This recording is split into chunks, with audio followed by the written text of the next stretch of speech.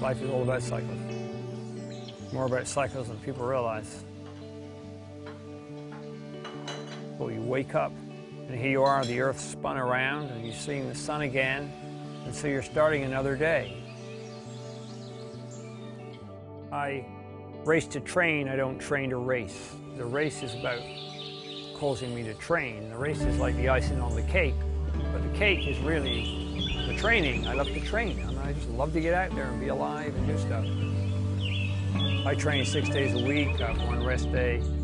My training rotation is 1 week hard, 1 week harder, and 1 week easy. And I don't think Rupert cares whether they're hard or easy week. He just keeps letting the blood get to my legs. We've become pretty good training partners, and I'm really glad he's around. Rupert is my friend. He's my supporter. He's what keeps me going, and he is my stent, is what he is.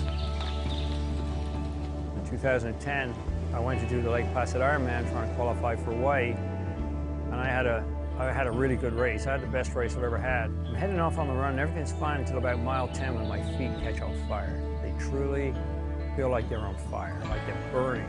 10 days later or so, I'm lying in bed. I look down at my belly, and my belly's moving up and down with my pulse. Went straight into the doctor next morning, asked for a script to go get an ultrasound. Go get the ultrasound. The guy tells me it's a 6.9 aortic aneurysm. Shit. In a matter of days, I went from Ironman triathlete scientist to, in my mind, aortic cripple. Like overnight. Fear is a funny thing. And here I was just coming to terms, really. I mean, with the fact I had this stent. And I needed to find someone to talk to. I searched Google, I searched the literature, I searched for people who did training with stents of this type. I could find nothing.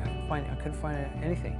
That's when I decided to start writing myself in the hope that somebody would see it. To me, it almost felt like putting a message in a bottle and throwing it in the sea, which is kind of what it was. So I just started sending it out there, and a small number of people would read my blog, and I'd get the odd comment. First it was blogging about AAA and what you should and shouldn't do with AAA, and then it turned into blogging about Ironman, and then it started turning into blogging about philosophy and the meaning of life, but always coming back to how to train safely with a stent. I wrote it to help the Kevin Morgan of August 2010, thinking, well, somebody has to give people advice who are lost and confused and scared to death.